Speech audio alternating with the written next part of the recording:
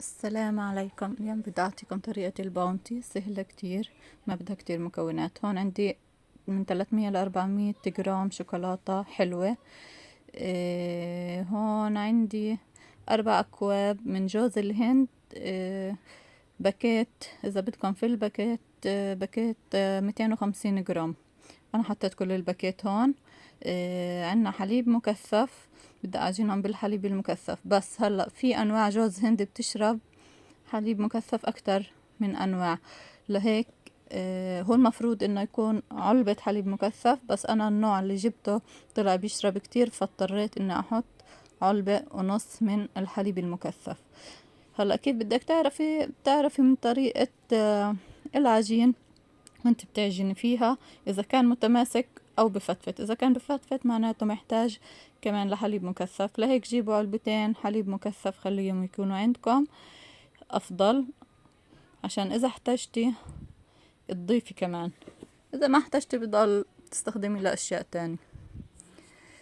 هلأ هون بعد ما عجنتها وصارت متماسكة، عملتها على الشكل الباونتي الأصلي.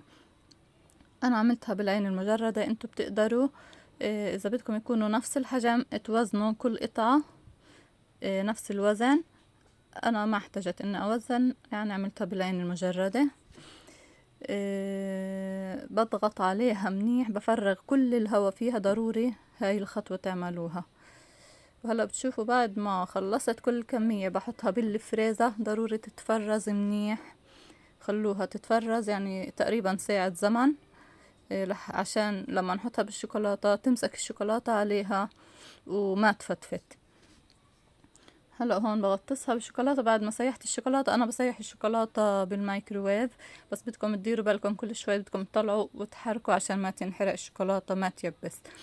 او على الحمام المائي، ما بصير الشوكولاتة تنحط على النار مباشرة، يا على البخار يا بالمايكروويف.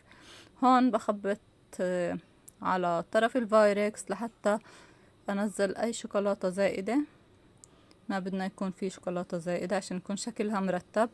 هون بعد ما خلصت حطيتهم كمان شوي ابو 10 دقايق بالفريزر لحتى تتجمد منيح. وهلأ بعد ما طلعتها شوفوا كيف. بتقدروا ما تحطوا بالفريزر، بتحطوها بالثلاجة وخلاص. هيك من جوا شوفوا قد رقيقة الشوكولاتة. وهلأ بعد ما خلصت كل الكمية، ان شاء الله يكون الفيديو عجبكم.